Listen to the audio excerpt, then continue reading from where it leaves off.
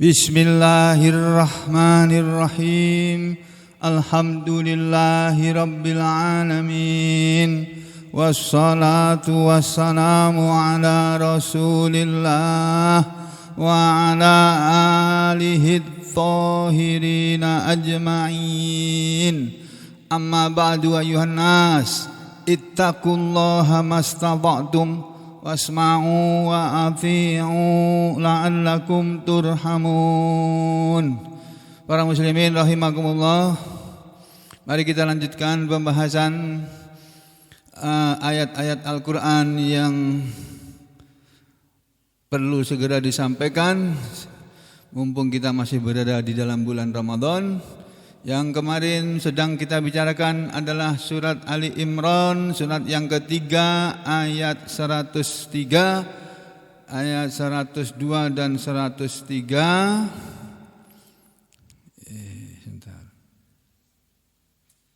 Ya, ayat 102 dan 103 ini berkaitan, di mana Allah Subhanahu wa taala menyatakan, A'udzu billahi minasy syaithanir rajim. Ya ayyuhalladzina amanu taqullaha haqqa tuqatih wa la tamutunna illa wa antum muslimun. Wahai orang-orang yang beriman, bertakwalah kalian kepada Allah dengan sebenar-benar takwa kepadanya, dan janganlah sekali-kali kalian mati kecuali kalian mati sebagai orang-orang yang muslim, orang-orang yang menyerahkan dirinya kepada Allah. Nah, surat ini menurut para ulama ahli tafsir hukumnya nusikhot, telah dinasah atau telah mansuh, ya, telah sudah tidak berlaku lagi. Bunyi isinya bahwa manusia disuruh bertakwa dengan sebenar-benar takwa itu sudah dihapus, ya. Kenapa dihapus? Karena ceritanya zaman dahulu para sahabat ketika turun ayat ini, mereka berbondong-bondong datang kepada Rasulullah SAW lalu berkata, "Ya Rasulullah, siapa di antara kita ini yang tidak pernah maksiat kepada Allah?" Ya, Nabi menjelaskan ayat ini, bertakwalah kalian kepada Allah dengan sebenar-benar ketakwaan kepadanya. Ini hadisnya yang meriwayatkan Imam Ibnu Mardaweh. Wa qad rawahu Ibnu Marduwai, ya. Di sini dibaca begitu. Kalau guru saya membacanya Mardawai gitu. Sungguh telah meriwayatkan hadis ini Imam Ibnu Mardaweh. Ini enggak seterkenal Imam Bukhari, Muslim, Abu Daud, karena hadisnya sedikit. Hadisnya lebih banyak berbicara tentang tafsir. Sama seperti Imam Ibnu Abi Hatim. Itu ahli hadis tapi banyak membahas masalah tafsir ayat-ayat Quran. Jadi di kitab-kitab fikih atau kitab-kitab hadis kurang terkenal mereka ini, beliau ini. Tapi beliau meriwayatkan hadis, ya, ini dan dengan sanadnya sendiri, ya, min hadis Yunus ibni Abdul A'la an ibni Wahbin an Sufyan ats-Tsauri an Zaid an Marrah, ya, an Murrah an Abdullah dari Abdullah bin Mas'ud. Qala Abdullah bin Mas'ud berkata, qala telah bersabda Rasulullah sallallahu alaihi wasallam. Jadi Rasulullah bersabda menerangkan ayat yang berbunyi, ittaqullah ya ayyuhalladzina amanu taqullaha haqqa tuqatih. Ittaqullah, bertakwalah kalian hai orang-orang beriman kepada Allah, haqqa tuqatih, dengan sebenar-benar takwa kepadanya, yaitu bertakwa dengan sebenar-benar takwa adalah ayyuta'a, bahwa Allah itu selalu ditaati sekarang dan yang akan datang mulai kamu beriman. Fala yu'sa, lalu tidak boleh Allah itu didurhakai. Jadi apa yang diperintahkan oleh Allah harus kamu kerjakan, apa yang Allah larang harus kamu tinggalkan. Tidak boleh sama sekali kamu mendurhakai Allah atau maksiat kepada Allah. Yang kedua, wa yuskaro, dan Allah itu selalu disyukuri, diterima kasihi atas segala nikmat yang sudah sampai kepada kamu. Dan fala maka Allah tidak boleh dikufuri nikmatnya. Kamu tidak boleh mengkufuri nikmat Allah. Terus wa yudhkara, dan Allah itu harus selalu diingat, fala yunsa, maka tidak boleh dia dilupakan. Jadi waktu turun ayat ini ya, dalam riwayat lain ada enggak di sini ya?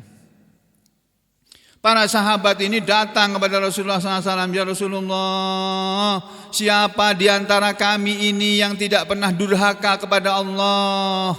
Siapa di antara kami yang tidak pernah lupa kepada Allah? Siapa di antara kami ini ya Rasulullah yang tidak pernah lupa bersyukur kepada Allah? Kami semuanya pernah durhaka kepada Allah, pernah maksiat kepada Allah, kami semua pernah lupa kepada Allah. Kalau kami lagi di masjid ini ya Rasulullah, berkumpul bersamamu ya Rasulullah, kami itu cuma ingat akhirat saja. Kami lupa sama dunia ketika kami berada di masjid bersama engkau ya Rasulullah. Tapi begitu kami pulang ke rumah ya Rasulullah, bertemu dengan istri dan anak-anak kami lupa sama pesan-pesanmu waktu di masjid tadi ya Rasulullah. Kami jadi ingat lagi dunia ini. Gitu.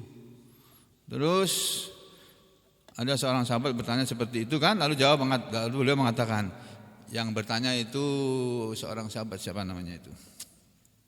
Ada namanya saya lupa, hari ini saya lupa. Nabi menjawabnya begini, oh bukan begitu ya. Kamu ketika bersamaku kamu ingat akhirat, ketika kamu sudah pulang ke rumah kamu lupa sama akhirat, kamu ingat dunia.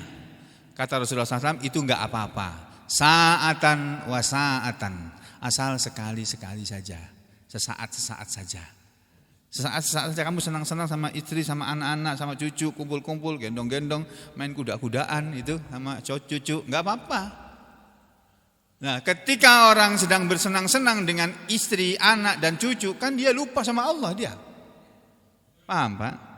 Nah, itulah makanya para sahabat datang kepada Rasulullah SAW mengatakan, ya Rasulullah, kami ini ya Rasulullah, tidak seorang pun di antara kami ini. Mereka itu salah sahabat itu jujur-jujur, Pak.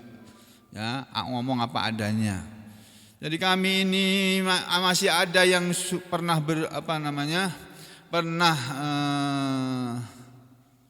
ini bagus nih. Ini halaman berapa? Dan ini hadis yang lama saya cari ini, Masya Allah, ketemu di sini. Terus saya rekam dulu sebentar. Saya lama cari hadis ini nih. Karena yang ini untuk mencari hadis tuh belum ada yang bagus. Yang bagus yang dulu yang window pertama kali keluar tuh, window berapa itu? Yang masih DOS itu. Itu bagus sekali tuh. Tapi sekarang programnya nggak ada lagi. Aduh sayangnya itu. Itu mencari ayat, mencari hadis bagus sekali itu. Ini sekarang saya simpan dulu aja. Ini caranya simpan ini. Ini aja deh.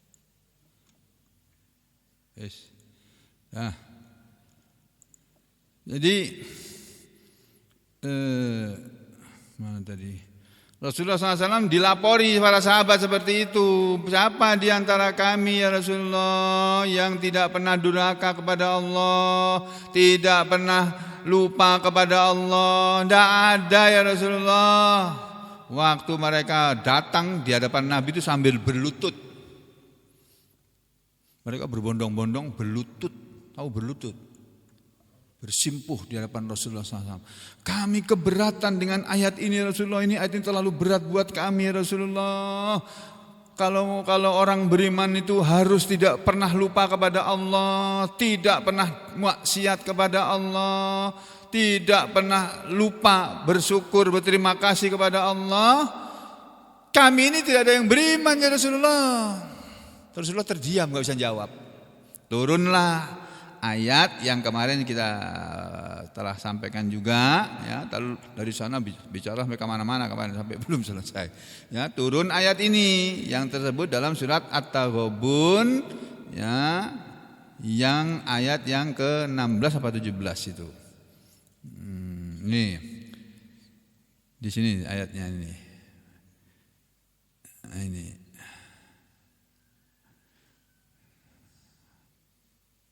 ayat berapa? Ini ayat 16. Fattaqullaha mastata'tum wasma'u wa ati'u wa anfiqu khairan li anfusikum wa man yuqa syuhha nafsihi fa ulaika humul muflihun. Turun ayat ini. Jadi ayat ini menjadi nasih, menjadi yang menghapus hukum yang ada di surat Al-Imran ayat 103. Ya, Al-Imran 103 dibatalkan dengan ayat 16 surat At-Taghabun. Yang bunyinya di sini, ayat ini diawali dari sini. Dari sini nih. Nah, ya ayyuhalladzina amanu, wahai orang-orang yang beriman, inna min azwajikum, inna sesungguhnya min sebagian dari, jadi min sini min litabait, min untuk menunjukkan sebagian, bukan min lil bayan. Kalau min lil bayan ini artinya enggak ada artinya sebagian, tapi ini penjelasan. Jadi ini ayat ini adalah Allah berfirman, wahai orang-orang yang beriman, inna sesungguhnya min sebagian dari azwajikum istri-istri kalian, wa auladikum dan sebagian dari anak-anak kalian, aduwallakum adalah musuh bagi kalian, fahdharuhum maka waspadalah kalian kepada mereka. Jadi Allah memberitahu kepada kita, Bapak, Ibu, saudara sekalian, kalau kita punya istri, kita orang-orang laki-laki beriman ini kan punya istri, masing-masing punya istri. Nah, Allah ngasih tahu, hei orang-orang beriman, sebagian dari istri kalian ada di antara kalian yang istrinya, begitu maksudnya. Sebagian dari istri-istri orang yang beriman ini dan sebagian dari anak-anak orang yang beriman ini ada yang sebenarnya menjadi musuh bagi kalian. Itu musuh kamu. Kenapa dibilang musuh? Ya karena dia, yang namanya musuh kan berseberangan. Ya. Musuh tuh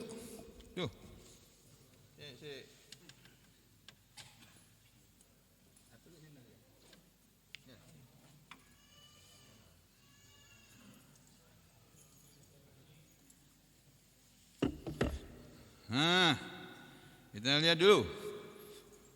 Kalau ngaji begini kan mestinya enggak ngantuk. Ya, mestinya loh ya. Tapi walaupun masih ada yang ngantuk, pergi ke kamar mandi wudu dulu. Itu caranya menghilangkan ngantuk. Bagi berwudu, kucek-kucek itu matanya itu. Biar setannya lari dari matanya itu. Ya, karena kalau orang ngantuk itu kata Nabi, kelopak matanya itu ditarik sama setan.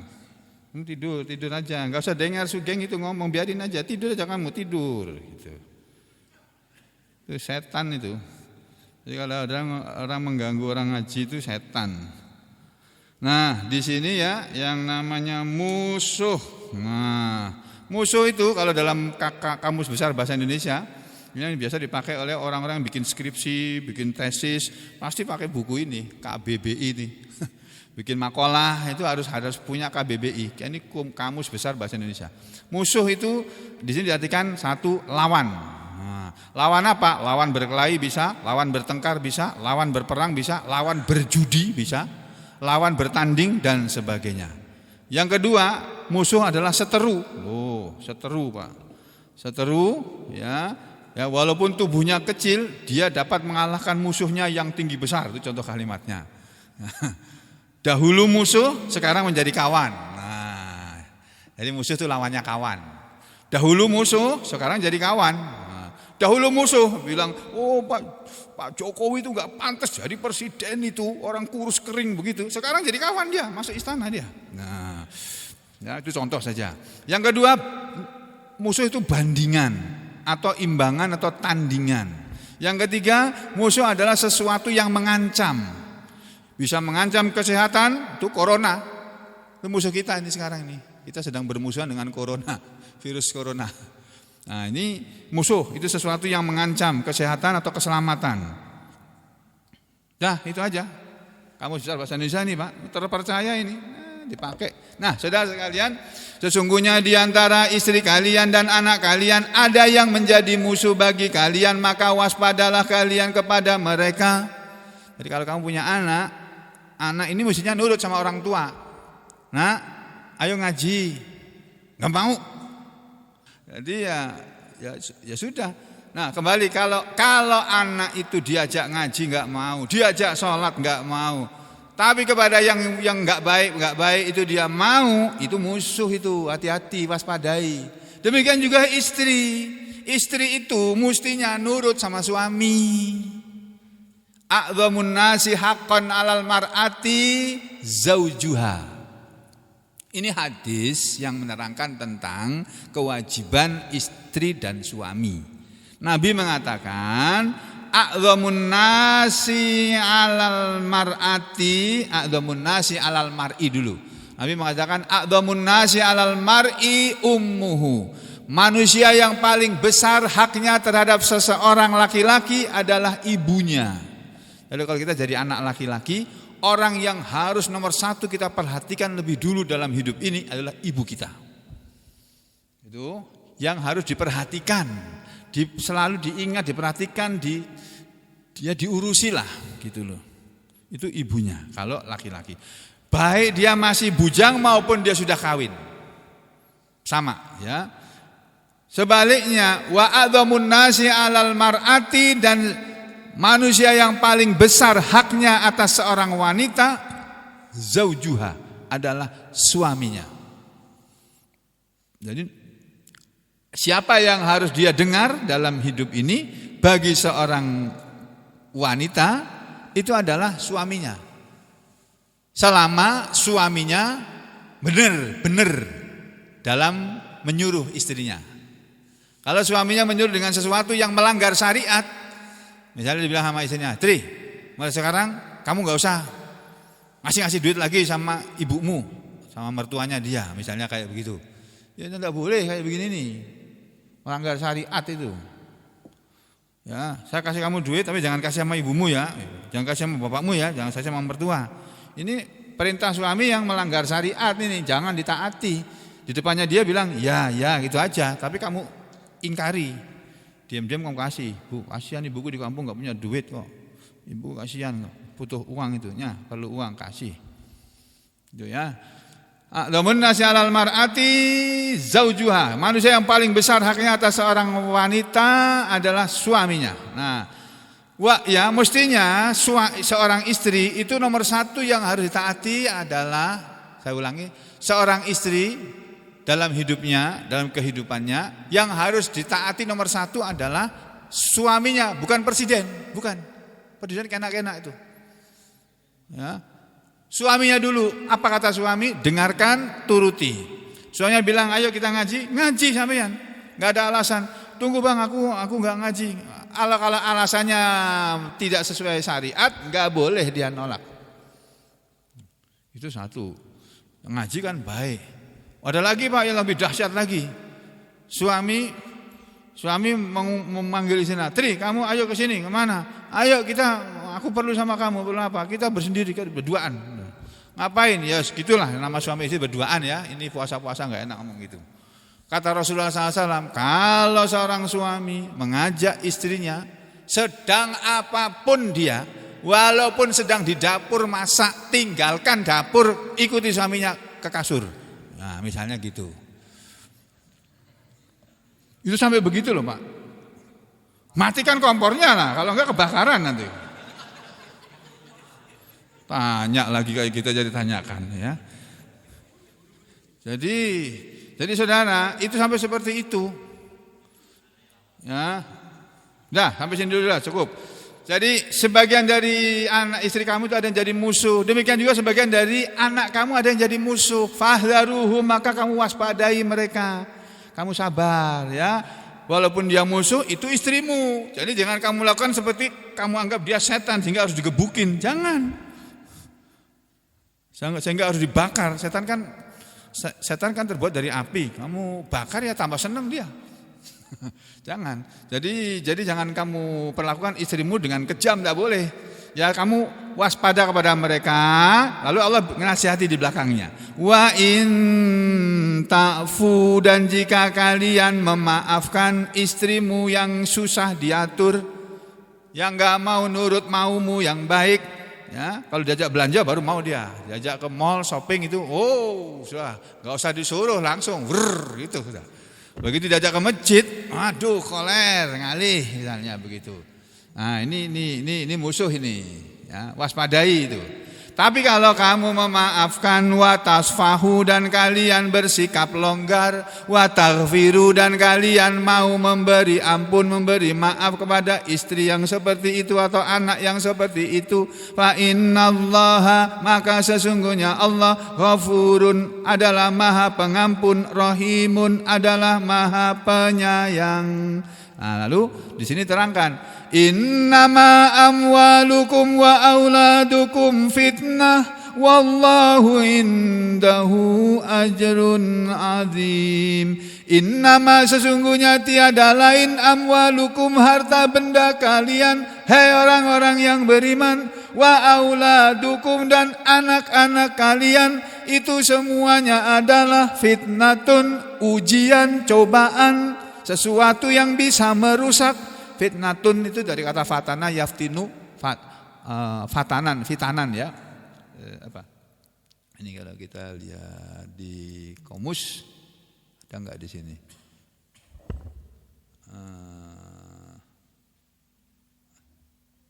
Ya, dari kata fatana yaftinu ya, fitnatan. Masdarnya banyak ini ya. Jadi sesungguhnya harta benda kalian dan anak-anak kalian itu adalah fitnah. Fitnah biasa kita artikan dalam bahasa Indonesia itu cobaan, ujian. Tapi fitnah juga bisa berarti sesuatu yang merusak. Sesungguhnya harta benda kalian dan anak-anak kalian adalah sesuatu yang bisa merusak kalian. Kalian orang beriman bisa rusak karena harta. Kalian orang beriman bisa rusak agamanya karena anak. Itu. Dan seterusnya. Wallahu, sedangkan Allah itu indahu, di hadapannya, ajrun azim, ada ganjaran yang besar, ada pahala yang besar. Pahala yang besar ini maksudnya adalah surga. Jadi kalau kamu di hadapan pada pilihan, kau pilih surga atau pilih harta kamu atau pilih anak kamu, pilih surga, pilih Allah gitu. Ya, lalu maka Allah berpesan, fattaqullaha, maka bertakwalah kalian semua kepada Allah, mastata'tum, dengan semampu kalian, dengan sekuat-kuat kalian, wasma'u, dan mendengarlah kalian, wa ati'u, dan taatlah kalian apa yang kalian dengar, wa anfiqu khaira, dan infakkanlah oleh kalian harta-harta itu, kebaikan atau harta, li anfusikum, kalian menginfakkan harta itu untuk kepentingan keperluan kalian sendiri. Jadi kita infak, ngasih uang orang itu untuk kepentingan kita sendiri itu. Ya, karena as-shadaqatu tudfi'un nar. Sedekah itu akan mematikan api neraka. As-shadaqatu taruddul bala. Sedekah itu kata Rasulullah bisa menolak bala, bencana, dan seterusnya. Ya. Jadi kalau kamu mau menginfakkan sebagian dari hartamu, maka itu untuk kepentingan kalian sendiri. Wa mayyuqa, dan siapa yang yuqa, terjaga, dijaga oleh Allah. Dijaga dari apa? Syuha nafsihi, dari kekikiran jiwanya, faulaika humul muflihun, maka mereka itulah orang-orang yang beruntung, orang-orang yang berbahagia, orang yang terjaga dari sifat kekikiran dirinya. Ini luar biasa nih kalau ada orang sudah sampai tingkatan seperti ini. Dia kikir, ya, medit. Tapi kalau dia masih bisa sedekah, tapi kalau kemudian dia berubah menjadi orang yang dijaga oleh Allah dari sifat kikirnya, Sehingga ketika Allah menyuruh dia sedekah, walaupun orang itu sifatnya kikir, dia mau bersedekah. Makanya Nabi mengatakan sedekah yang paling afdol Nabi mengatakan sedekah yang paling besar pahalanya adalah sedekah orang yang ketika dia memberikannya itu sebetulnya dia keberatan. Karena dia punya sifat kikir tadi. Keberatan dia sebetulnya. Aduh, sayang nih uang kasih ke orang. Aduh, aku nyarinya susah. Sini kasih orang, enak aja dia. Apalagi orangnya ngerokokan gitu. Waduh, tambah nggak senang dia. Tapi dia ini orang susah nih, perlu dibantu. Ada dia keluarkan. Itu sedekah yang kamu lakukan ketika kamu dalam keadaan kikir dan ketika kamu dalam keadaan memerlukan kepada harta itu pahalanya besar. Masya Allah. Jadi kalau kita kan biasanya sedekah itu kalau lagi banyak duit kan ringan aja. Kalau lagi banyak uang itu loh, ngasih uang kan ringan aja. Tapi kalau lagi uangnya terbatas itu kan kita mikir, mau ngasih orang tuh mikir. Gitu, ya betul ya. Nah, siapa yang terjaga dari sifat seperti itu, itulah orang yang beruntung. Masya Allah. Dah sampai sini selesai. Kita kembali ke surat Ali Imran tadi ya. Surat Ali Imran ayat 102, 3 atau 2 atau 103 tadi. Ya ini. Ya. Jadi setelah Allah menyuruh kepada kita supaya kita bertakwa kepada Allah dengan sekuat-kuat kita, ya sampai mati kita usahakan seperti itu. Lalu pesan berikutnya ini, wa'tasimu bihablillahi jami'an wa la tafarraqu. Wah, ini loh Pak. Yang sering dibaca orang ini ayat 102-nya ini, yang sering diulang-ulang kalau khotbah tidak pernah ketinggalan dia baca ini sampai dia nggak mau baca hamdalah yang lain puji-pujian kepada Allah nggak ada. Pokoknya pakemnya kalau pidato khotbah kapanpun dimanapun baca ayat ya ayyuhalladzina amanu taqullaha haqqa tuqatih wa la tamutunna illa wa antum muslimun ya ayyuhan nasu taqu rabbakum dan seterusnya. Ya, atau ya ayyuhalladzina amanu taqullaha wa qulu qawlan sadida. 3 ayat itu dibaca. Apa itu salah? Enggak salah, baik itu. Tapi jangan saudara kemudian berpendapat pokoknya kalau khotbah itu harus itu yang dibaca, enggak boleh yang lain. Nah, itu yang salah. Enggak ada keterangan yang harus begitu itu enggak ada. Itu sampean yang bikin. Makanya orang-orang NU saudara lihat caranya mereka khotbah dengan orang-orang Wahabi yang dibilang Wahabi itu beda. Orang NU kalau khotbah Jumat tuh memuji Allah tuh kalimatnya panjang-panjang dan bagus-bagus itu. Ya, saudara kita dari kalangan NU itu loh kalau khotbah itu. Alhamdulillahil malik. Saya nggak hafal sudah itu. Mereka punya pakem untuk memuji Allah dengan segala. Terus Allahumma sholli ala sayyidina, harus pakai sayyidina, nggak boleh nggak pakai. Itu orang NU itu. Allahumma sholli ala sayyidina Muhammad wa ala ali sayyidina Muhammad, harus pakai sayyidina, enggak boleh enggak pakai. Kalau sampean khutbah di kalangan mereka enggak pakai, ini orang Muhammadiyah ini. Atau ini orang Wahabi ini. Nah, gitu. Ya, dah kembali ke sini. Perhatikan Pak, ayat berikutnya setelah Allah menyuruh kita supaya bertakwa dengan semampu kita masing-masing, ayat berikutnya, kalimat berikutnya berbunyi ini. Wa'tasimu bihablillahi jami'an wa la tafarraqu, dan berpegang teguhlah kalian dengan tali Allah semuanya dan janganlah kalian bercerai-berai, berpisah-pisah, berpecah belah. Sudah diterangkan bahwa berpegang teguh dengan tali Allah maksudnya adalah berpegang teguh dengan tali Allah itu adalah janji Allah, satu, ahdillah. Yang kedua, tali Allah adalah Al-Quran. Yang ketiga, tali Allah ya al-Islam ini, agama Islam ini, itu tali Allah. Ya, itu berdasarkan keterangan di dalam hadis-hadis ini. Contohnya ya, tadi ada yang pertama, tali Allah adalah ahdillah. Wakila, dan menurut sebagian tafsir wa'tasimu bihablillah. Bihablillah itu, hablillah adalah Al-Quran. Anak ada hadis dari Rasulullah SAW yang diriwayatkan dari sahabat Ali bin Abi Thalib bahwa Rasulullah SAW mengatakan wal Qur'anu, dan Al-Quran itu huwa hablullahil matin, dia adalah tali Allah yang kokoh, yang kuat. wa siratuhul mustaqim, dan Al-Quran adalah jalan Allah yang lurus. Jadi kalau saudara kepingin hidup lurus-lurus saja, tidak menerjang larangan Allah dan tidak meninggalkan perintah Allah, ya, saudara harus mengikuti Al-Quran. Ya, apa kata Al-Quran? Turuti, jangan menyelisih Al-Quran. Ya, ini satu hadis ya. Ada lagi hadis yang lain yang menerangkan tentang ini Nabi mengatakan qala Rasulullah sallallahu alaihi wasallam, ya, kitabullah, kitab Allah, huwa, dia adalah hablullah, tali Allah, al-mamdudu, yang dipanjangkan, yang diulurkan, minas samai, dari langit, ilal ardi, ke bumi.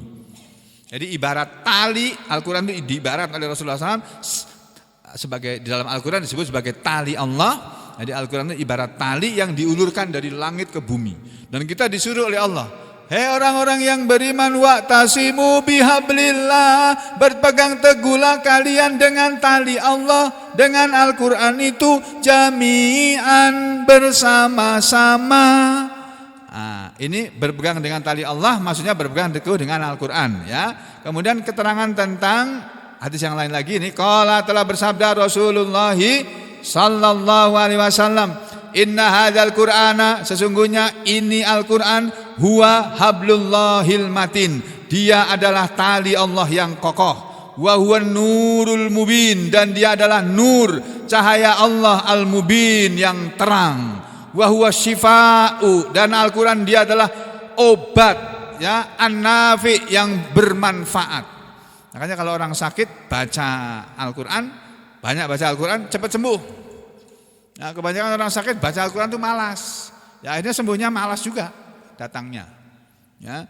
Ismatun, Al-Quran adalah pegangan, pedoman, liman tamassaka bihi, bagi orang yang berpegang teguh dengannya. Wa najatun, dan Al-Quran adalah keselamatan, limanit taba'ahu, bagi orang yang mengikutinya. Nah, ini hadis Nabi nih, ya. Jadi Nabi menerangkan tentang tali Allah. Nah, kemudian ini yang penting ini, Pak. Wa qauluhu, dan firman Allah, kata Ibnu Katsir, ya wa'tasimu bihablillahi jami'an wa la tafarraqu, dan berpegang teguhlah kalian semua dengan Al-Quran bersama-sama. Jami'an itu berjamaah, itu loh Pak. Jami'an itu bersama-sama, dalam keadaan bersama-sama, dalam keadaan berjamaah. Wala tafarraqu, dan janganlah kalian bercerai-berai, berpecah belah. Apa kata Ibnu Katsir dalam menerangkan ayat ini? Nih, amarohum, Allah memerintahkan mereka orang-orang beriman, bil jamaati, dengan berjamaah, wa nahahum, dan Allah melarang mereka orang-orang beriman, anit tafriqati, dari berpecah belah. Jadi saudara, kita ini disuruh, diajari oleh Al-Quran ini, kita semua ini semajid inilah sebagai contoh saja, ya, supaya kita hidup berjamaah, bersama-sama menjalani hidup ini, bersama-sama menjalankan perintah Allah, bersama-sama meninggalkan larangan Allah, saling tolong menolong, bantu membantu dalam kebaikan dan ketakwaan, supaya kita menjadi orang yang baik, supaya kita semua jadi orang yang bertakwa. Kita saling tolong menolong satu dengan yang lainnya, dan jangan tolong menolong, kata Allah, dalam permusuhan, dalam perbuatan dosa dan permusuhan. Jadi untuk melakukan dosa tidak boleh tolong menolong, untuk permusuhan tidak boleh tolong menolong.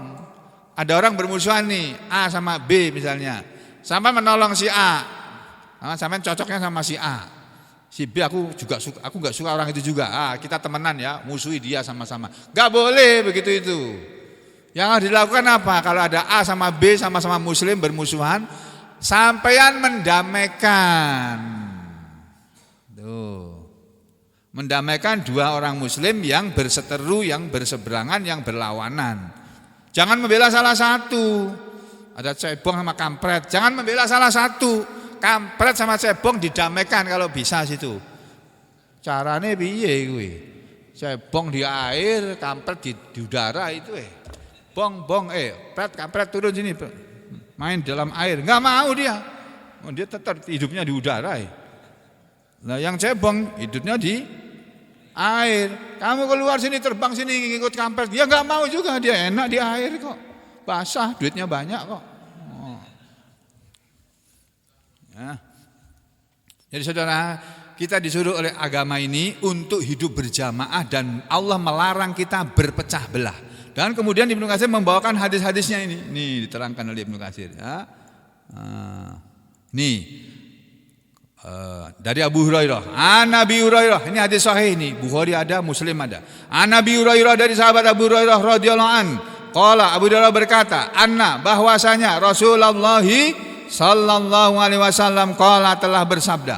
Perhatikan Pak, Rasulullah bersabda dalam hadis yang sahih ini, apa kata Rasulullah?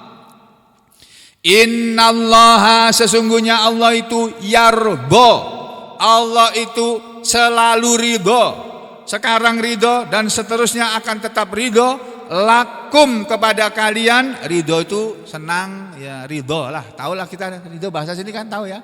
Ya, Allah itu ridho kepada kalian salasan dalam 3 perkara. Ada 3 yang Allah ridho kalau itu ada pada kalian. Apa itu? Sebelum beliau menerangkan, beliau mengatakan lagi, wayaskhatu lakum, dan Allah itu akan selalu marah lakum kepada kalian salasan terhadap 3 perkara. Kalau kalian lakukan 3 perkara itu, Allah marah sama kalian, kata Rasulullah. Apa itu? Yardolakum, Allah akan selalu ridho kepada kalian kalau 1, anta'buduhu, bahwa kalian menyembah kepada dia, wala tusyriku bihi syai'an, dan kalian tidak menyekutukan dengan dia, dengan Allah, syai'un, sesuatu apapun. Jadi Allah ridho kalau kalian hanya menyembah kepada Allah dan tidak boleh kalian sekutukan Allah dengan siapapun. Nah, tidak boleh kalian samakan Allah dengan siapapun. Itu Gus Miftah diprotes kan gara-gara dia mengatakan Tuhan sampean dengan Tuhan saya sama. Wah, marah itu kiai-kiai itu. Ayatnya Quran dia bilang la a'budu ma ta'bul ya ayyuhal kafirun. Katakanlah Muhammad, hei orang-orang kafir. Orang-orang kafir itu siapa? Ya orang kafir ahli kitab maupun orang kafir musyrik, sama saja itu. Katakanlah hai Muhammad kepada orang-orang kafir, la a'budu ma ta'budun, aku tidak menyembah apa yang kalian sembah. Jadi apa yang disembah oleh orang beriman, oleh orang Islam, beda dengan yang disembah oleh orang lain, beda. Sama-sama disebut Tuhan YME, tapi itu lain, itu loh Pak. Nah, Tuhannya orang Islam namanya Allah Subhanahu wa ta'ala. Tuhannya orang lain ya terserah, mereka punya Tuhan sendiri. Ya, jadi katakanlah Muhammad, orang-orang kafir, aku tidak menyembah apa yang kalian sembah dan kalian pun tidak menyembah apa yang kalian sembah. Aku tidak menyembah dulu maupun sekarang apa yang kalian sembah dan kalian juga bukan penyembah apa yang aku sembah. Lakum dinukum waliyadin, untuk kalian hai orang-orang kafir urusan agama kalian, waliya, dan untukku dini, urusan agamaku. Ini toleransi yang paling baik itu ya seperti ini Pak. Lakum dinukum waliyadin. Untuk kalian saudaraku yang beragama lain, silakan saudara beragama dengan agama kalian masing-masing. Untukku, untuk kami orang Islam, biarkanlah kami beragama dengan kepercayaan untuk agama kami. Ini toleransi yang sebenarnya yang diajarkan oleh Al-Quran. Tuh, bukan toleransi seperti yang dilakukan oleh orang-orang itu ya, sampai kamu harus toleran ya. Kalau mereka Natal, kamu ya harus ke sana ikut Natal bersama. Ya, sampean disuruh Natal bersama. Giliran kita sholat Id, mana mereka mau sholat Id ke sini? Nggak bisa juga caranya dia. Ya sudah, yang paling bagus di dalam negara kesatuan Republik Indonesia yang katanya berdasarkan Pancasila, kan Pancasila menghormati agama orang lain, tidak boleh mengejek, menghina agama orang lain. Tapi juga tidak boleh kamu saking menghormatinya lalu dicampur aduk agamanya apa? Agama kami Pancasila. Lo nggak bisa dong. Agama itu cuma ada Islam. Menurut Allah cuma ada Islam, tapi menurut negara ada Islam, ada Kristen, ada Katolik, ada Hindu, ada Buddha, ada Konghucu dan sebagainya, ya. Sudah, kembali ke sini. Allah itu ridho kalau kalian hanya menyembah kepadanya dan kalian tidak menyekutukan Allah dengan sesuatu apapun. Yang kedua, wa anta ta'tasimu bihablillahi jami'an wala tafarraqu. Loh, ini Pak, dalam hadis. Dan Allah itu akan ridho kepada kalian kalau kalian semua berpegang teguh kepada Al-Quran bersama-sama dan kalian tidak bercerai-berai, tidak berpecah belah. Loh. Jadi Al-Quran itu harus bisa menyatukan kita. Kita berbeda pendapat. Begitu dibacakan ayat Al-Quran, ini ayatnya. Bagaimana ini? Kita disuruh seperti ini. Ya sudah, kita harus rujuk kepada Al-Quran, kembali kepada Al-Quran. Kita semua hilangkan perbedaan pendapat tadi, kita mengikuti Al-Quran. Begitu ya. Itu Allah ridho kalau kita seperti itu. Yang ketiga, wa antunasihu. Ya, ini dalam tafsir Ibnu Katsir yang ini pun ada Pak. Ini ntar saya kasih lihat. Sini ya. Nah, ini dia.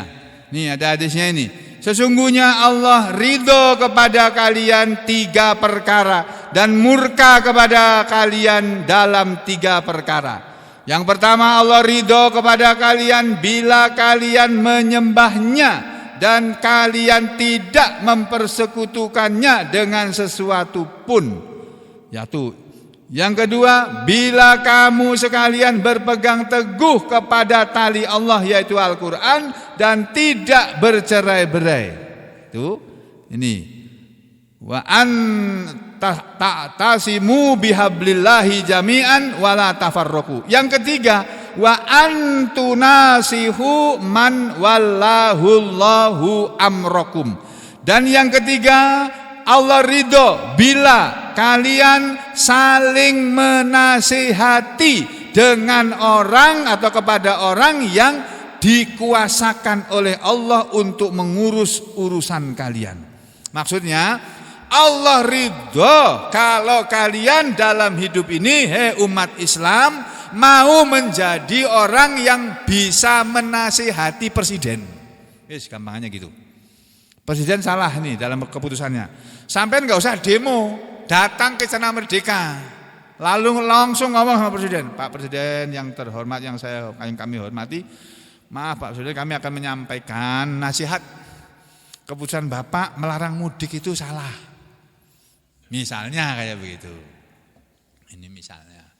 Kenapa salah? Banyak rakyat di desa itu mengharap-harap Idul Fitri mereka dapat duit banyak, panen duit yang jadi sopir, panen duit dari penumpang-penumpang yang jadi penjual-penjual itu panen dagangannya.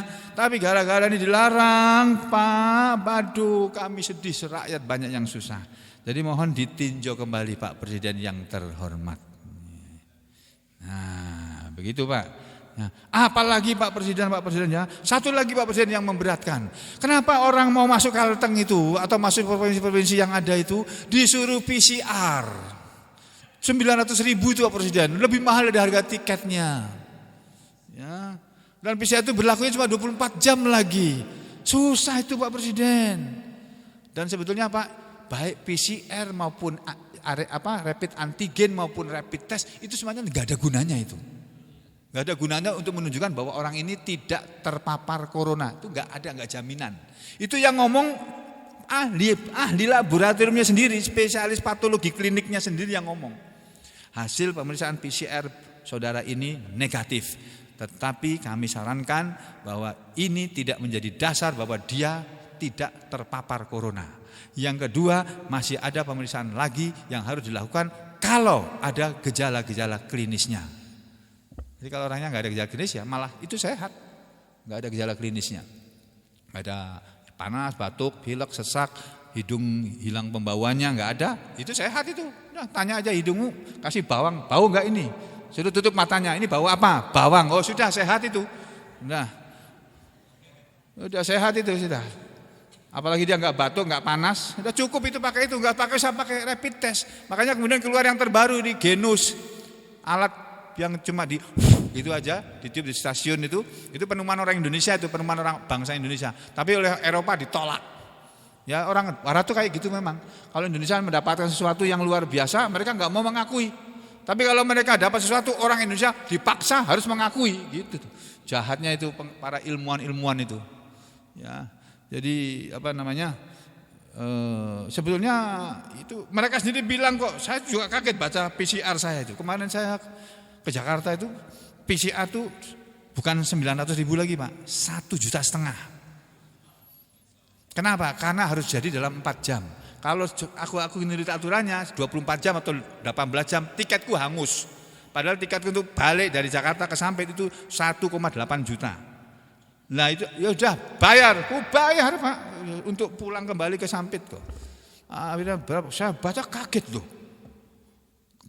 Kenapa sih mahal sih? Mahalnya sebabnya cuma saya sendiri yang diperiksa untuk saat itu. Jadi reagen itu harusnya untuk banyak orang diambil untuk diriku sendiri. Itu di pemanasnya itu harusnya ada 6 sampai 8 orang atau berapa itu? 6 sampai 12 itu. Satu kali masuk bisa 12 orang. Nanti ditunggu beberapa jam itu. Kalau makin banyak makin lama nunggunya. Kalau sebentar ya 1/4 jam jadi. Tapi bayarnya harus mahal karena reagennya mahal. Ya sudah, apa-apa mahal. Aku ada duit bayar. Tapi Pak, kaget aku baca masih ada keterangan loh, penjelasannya kok sama dengan rapid antigen ini. Ini tidak menjamin bebas corona, harus diperiksa lagi kalau ada gejala gini harus masalah pemeriksaan lagi begitu. Lah ngapain itu kalau begitu?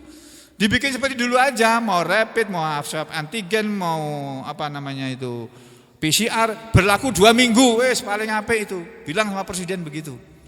Itu nasihati. Ini karena apa? Menasihati presiden atau orang yang diberi kekuasaan oleh Allah untuk mengurus kamu, itu kalau kamu lakukan Allah ridho kepada kamu. Tapi kalau kamu demo merusak, Allah nggak ridho. Ya, nggak ridho karena kamu merusak, bikin apa namanya itu? Apa namanya? Istilahnya apa?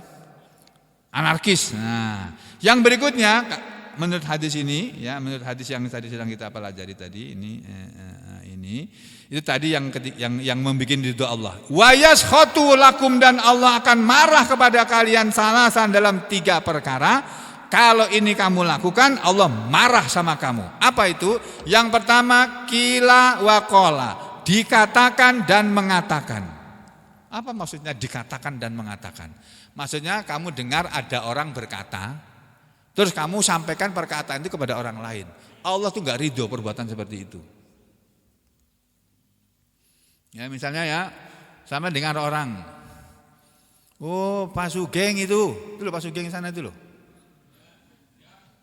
Sama ngomong, sama mendengar orang ngomong di depan sampean. Pak Sugeng itu suka berjudi, misalnya gini Pak Sugeng ya, misalnya ini contoh aja Pak Sugeng. Pak Sugeng itu suka berjudi. Nah, sampean terus langsung ngomong sama orang lain, aduh, Pak Sugeng itu ternyata suka berjudi. Loh, ini Allah enggak ridho sama orang yang kayak begini nih Pak. Dia yang ngomong Pak Sugeng berjudi tadi, kamu belum tahu dia itu ngomong benar apa salah. Ya, apa betul dia itu melihat Pak Sugeng itu memang suka berjudi? Ya, kamu belum tahu. Kamu asal dengar terus kamu bilang sama orang. Itu Allah itu enggak ridho sama orang kayak begitu itu. Ya, makanya Nabi mengatakan kafa bil mar'i asiman, ya, cukuplah pada seseorang itu dia menjadi orang yang berdosa ayu kalima apa? Kafa bil mar'i asiman, cukuplah seseorang itu berdosa ayu kalima bima bikul lima sami'a atau kama qala Rasulullah SAW. Ya. Jadi Allah itu apa namanya? Cukuplah seseorang itu dikatakan berdosa kalau dia mengatakan ya semua apa yang dia dengar dari orang. Jadi setiap dia dengar orang ngomong, dia sampaikan ke orang lain. Setiap kali dia dengar orang ngomong, dia sampaikan ke orang lain. Tanpa tahu itu yang diomongkan orang tadi itu benar apa salah, baik atau buruk, benar apa enggak, terutama benar apa salah. Pokoknya dia dengar, dia sampaikan. Itu tidak boleh. Ya, sama sampean ngaji di sini nih tiap hari. Kemudian sampean sampaikan materi ini kepada orang yang enggak pernah ngaji, hati-hati sampean nyampaikannya. Kalau dia belum levelnya untuk menerima itu, sampean bisa digebukin orang ini. Kamu nyampaikan apa? Kamu ngaji Pak Sugeng kayak gitu ajarannya? Gitu loh. Nanti bisa kayak gitu loh, Pak. Ya, yang paling selamat bagaimana? Ajak mereka ngaji ke sini itu. Yang jelek-jelekan pengajian di sini misalnya ada. Ajak mereka sendiri ke sini. Ayo dengarkan apa yang disampaikan di sini. Ada menghasut sampean untuk melawan pemerintah misalnya, atau untuk menjadi teroris misalnya, ada enggak? Atau untuk menjadi orang Syiah misalnya, ada apa enggak? Datang ke sini. Itu. Jadi kalau menyampaikan hati-hati. Yang kamu sampaikan itu betul-betul baik untuk dia atau tidak. Nah, ini ada orang sholat saja dia belum sholat, mengaku muslim, sholat dia enggak, baca Quran enggak bisa. Terus dia suka pakai lensa buatan. Apa itu? Kalau perempuan ini apa namanya itu? Softland. Nah, tadi pagi ada yang bertanya sama saya. Atau yang tanya ini hadir apa enggak. Saya bilang, ini jawabannya saya sampaikan secara umum di depan. Ini pertanyaan ini bagus, tapi jawabannya jangan kamu sendiri yang dengar, orang lain juga harus dengar. Atau nih yang tanya hadir apa enggak saya enggak tahu, nanti sampaikan aja kepada orang ya yang biasa sini. Saya ditanya, Ustaz, saya ini pekerjaannya menjual softland. Lalu ikhwan saya di sana dia bilang itu subhat tuh penghasilan kayak begitu itu. Oh, apa itu jual softland? Softland itu biasa dipakai oleh gadis-gadis itu untuk memamerkan kecantikannya, untuk memamerkan katanya ganti-ganti lensa berwarna-warni itu. Itu kamu mendukung kemaksiatan namanya. Itu pertanyaan itu kurang lebih wallahu a'lam bishawab sama dengan pertanyaan orang begini. Ustaz mau tanya hukumnya menjual bikini. Karena orang-orang itu suka pakai bikini di pantai itu. Nah, kalau kita jual begini apa kita enggak berdosa? Maka orang yang pakai begini itu biasanya dipakai di kolam-kolam renang di pantai-pantai itu. Apakah nanti berarti orang yang menjual bikini itu berdosa juga dia? Saudara, enggak begitu hukum itu. Islam itu hukumnya itu ada 5 macam. Satu perbuatan itu punya 5 macam jenis hukum. Dan setiap perbuatan itu punya hukum tersendiri. Tidak bisa digabung-gabungkan, tidak bisa. Itu menurut para ulama ahli usul fikih maupun ahli fikih. Bahwa satu perbuatan itu bisa dihukumi halal, bisa dihukumi haram, bisa dihukumi makruh, bisa dihukumi sunnah, dan bisa dihukumi mubah. Ya, makan itu bisa halal, bisa haram, bisa makruh, bisa sunnah, bisa mubah itu. Tergantung apa yang kamu makan. Itu nama. Nah, sekarang orang menjual bikini itu satu perbuatan tersendiri. Orang pakai bikini itu perbuatan sendiri juga. Enggak bisa ini dihubung-hubungkan sama kamu, enggak bisa. Orang jual bikini, dia tuh maksudnya mau melayani orang yang memerlukan bikini. Ya dijualin lah, dia perlu bikini, aku jual nih, mau beli. Paling murah nih PPM yang paling murah tempatku, enggak yang lain enggak ada kamu cari. Pada enggak mau jualan bikini kok, tempatku aja yang ada nih. Nah, nih, ayo laris manis ini, berapa belinya? Nah, tapi ya kalau pakai ya di tempat yang bener lah. Jangan jalan sepanjang jalan ayah ini kamu pakai bikini, gila kamu nanti. Nah, kan begitu mestinya, ya. Jadi itu pakaian dalam itu dijual, tapi dipakai ya untuk pakaian dalam di tempat yang tersembunyi. Kalau kamu pakai pakaian dalam, pakai bikini kamu pakai untuk jalan keliling kota, walaupun naik sepeda motor, walaupun naik mobil, ya tetap nggak boleh. Itu hukum tersendiri. Demikian juga orang jualan softland. Softland itu kan barang halal. Kecuali kalau softland ada yang dibuat dari daging babi atau dari unsur babi ya. Wallahu a'lam, aku nggak tahu. Tapi kalau softland itu adalah alat untuk membantu penglihatan, menambah lensa mata itu biar tambah jelas, ya nggak apa-apa, itu bagus. Itu halal, zatnya halal. Jadi jualan softland hukumnya apa? Halal. Lah orang pakai softland untuk berhias seperti orang-orang jahiliyah, ya itu urusan dia, bukan urusan kamu. Kamu jualan sesuatu yang halal. Yang tidak halal itu kamu jualan bir. Nah, itu haram. Kamu jualan apa lagi? Daging babi, haram itu. Dan sebagainya. Jual minuman keras, haram itu. Nah, begitu ya. Jadi saudara, qila wa qala ini dibenci oleh Allah. Yang kedua wa kasratus su'al. Wa kasratus su'al, dan banyak bertanya. Banyak bertanya yang tidak ada perlunya. Tapi kalau bertanya untuk yang diperlukan enggak apa-apa. sampean seperti tadi orang yang bertanya, dia pedagang soft lamp, terus diprotes sama teman-temannya, kamu penghasilanmu syubhat itu. Wah, bingung dia, cari pekerjaan apa lagi nih kalau ini syubhat. Ya, tunggu dulu, syubhat itu hukum dari mana itu? Kalau dalam Islam tuh hukum ada 5 macam saja. Syubhat itu nanti urusan tersendiri lagi. Ya, apa namanya? Yang kedua yang banyak bertanya ini contohnya adalah bertanya yang tidak diperlukan. Sampai tidak pernah bertanya, Ustadz, apa ya misalnya ya, kalau sholat di bulan itu menghadap kemana Ustadz? Sholat di bulan itu menghadapnya kemana Ustadz? Kalau guru saya ditanya begitu jawabannya ini, nanti ya kalau kamu sudah mau berangkat ke bulan ku jawab. Nah, ngapain kamu tanya-tanya gitu? Tanya itu apa yang kamu perlukan ya. Ini tadi kembali ke sini, banyak bertanya yang tidak perlu itu Allah marah, nggak suka. Seperti Bani Israel itu tanya sama Nabi Musa, tanya yang aneh-aneh. Musa, kami pengen melihat Allah itu kayak apa? Gitu. Macam-macam itu. Nah, yang ketiga Allah nggak suka. Yang ketiga wa idha'atal mal, dan menyia-nyiakan harta. Harta itu tidak boleh disia-siakan. Harta itu sesuatu yang baik. Jadi kalau kita punya harta, jangan digunakan untuk sesuatu yang sia-sia, yang tidak menghasilkan pahala, apalagi memboros-boroskan harta. Makanya walaupun di dalam Al-Quran itu tidak ada larangannya, ya ayyuhalladzina amanu la ta'khududz dzukhon, misalnya begitu ya. Orang-orang yang beriman, janganlah kamu mengambil rokok, itu. Janganlah kamu merokok, enggak ada dalam Al-Quran ayat seperti itu. Hadis Nabi juga enggak ada. Dilarang merokok. Nah, Rasulullah SAW anid dukhon misalnya. Rasulullah SAW melarang dari merokok misalnya. Enggak ada hadisnya.